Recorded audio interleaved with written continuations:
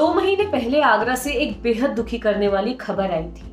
उस समय corona virus की दूसरी लहर ने पूरे देश में तबाही मचा रखी थी। आगरा से खबर आई थी कि एक महिला कोरोना वायरस से जूझ रहे अपने पति को मुंह से सांस देती रही, लेकिन पति ने दम तोड़ दिया।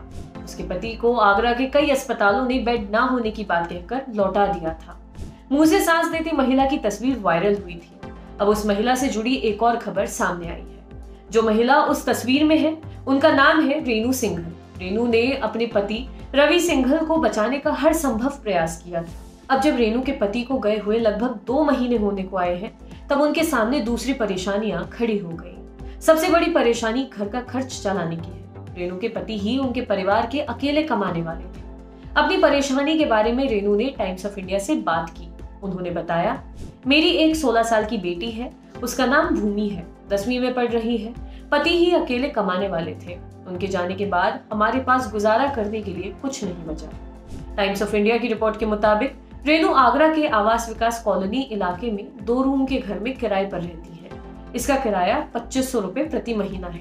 फिलहाल रेणु किराया भरने की हालत में भी नहीं है। महामारी की वजह से उन्हें कोई नौकरी भी नहीं मिल रही है, ना ही उनके पास राशन कार्ड है और ना ही आयुष्मान भारत कार्ड। रेणु के पति पेठा बेचते थे, जिससे बस परिवार का गुजारा ही हो पाता था। ऐसे में रेणु के पास कोई सेविंग्स भी नहीं बची है।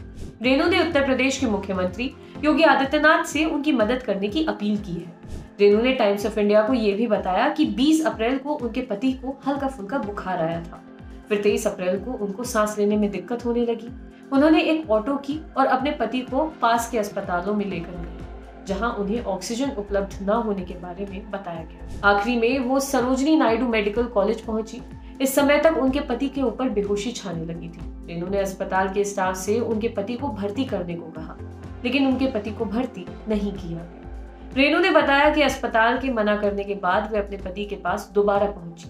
वो काफी घबराई हुई थी। उनके पति को सांस लेने में और ज्यादा दिक्कत होने लगी थी। उस समय उनके पति बार बार उनका हाथ पकड़ रहे थे, जैसे खुद को बचाने के लिए कह रहे हैं। ऐसे में उन्होंने अपने पति को मुंह से सांस देने की कोशिश की। इसी दौरान किसी ने उनकी फोटो खींच ली, जो बाद में सोशल मीडिया पर वायरल हो गई। आप सभी जानते हैं कि कोरोना वायरस की वजह से हमारे देश में हालात कुछ ठीक नहीं है। आप लोग भी सुरक्षित रहिए, अपने घरों के अंदर रहिए। घर से बाहर सिर्फ तभी निकले जब कुछ जरूरी काम हो। जब भी आप अपने घर से बाहर निकले तो मास्क जरूर लगाएं, सोशल डिस्टेंसिंग का पालन करें और सैनिटाइजर का इस्तेमाल करें। आप अपना और अपने परिवार का ख्याल रखें। आपके लिए खबर लिखी थी हमारे साथी मुरारी ने। शुक्रिया।